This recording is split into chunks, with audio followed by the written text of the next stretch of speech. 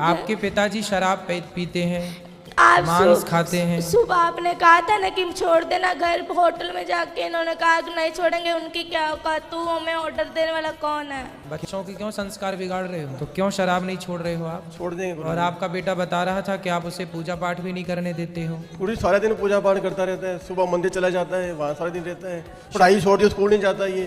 बेटा स्कूल क्यों नहीं जाते आप? गुरुजी क्योंकि ना वहाँ पे पढ़ाते हैं कि तुम मांस खाया करो।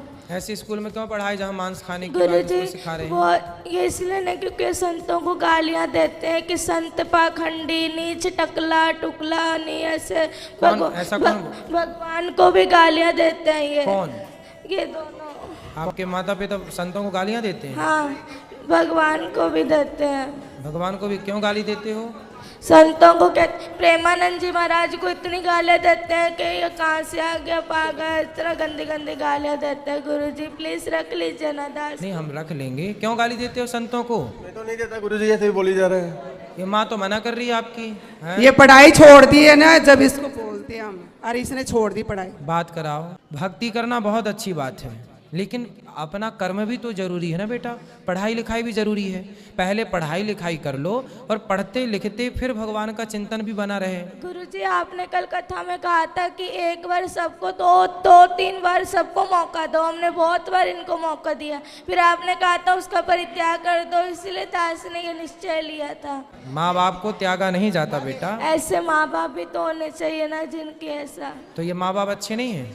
ये ना संतों दास को जो मर्जी कह दो, पर संतों को कुछ ना कहो। वाह, कितना श्रेष्ठ विचार है बच्चे का।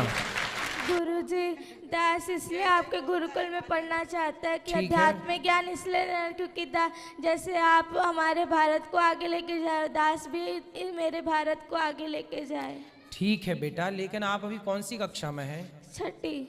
तो बेटा आप 8वीं तक तो घर में पढ़ लो ना। यहाँ पर जो बच्चे हैं वो 8वीं के बाद ही यहाँ पर लिया जाता है। तो माँ अपनी जगह सही भी है कि वो अपने बच्चों को पढ़ने के लिए। घर में मांस मदिरा खाते तकलीफ तो आपकी माँ भी मांस खाती है? तो सब खाते हैं घर में सारे। कहीं उसका सिर पकाते हैं, कभी उसके हाथ पकाते हैं, बहुत कष्ट होता है दास को। प्लीज गुरुजी रख लीजिए ना दास। रख लेंगे बेटा। अभी रख लीजिए ना। ठीक है, अभी रख लेते हैं। आप लोग ना जो हत्या करते हैं, बच्चे कोमल होते हैं, बच्चे किसी का दर्द समझते हैं। आप लोग बताइए, बड़े होके किसी का दर्द नहीं समझ रहे हैं। आपका बच्चा कितना अच्छा है कि आप लोगों को शराब मांस से दूर रखने की कोशिश कर रहा है। देखिए बच्चा अपने माँ बाप से स्ट्रगल कर रहा, लड़ रहा है कि छोड़ दो हर बुरी चीज को।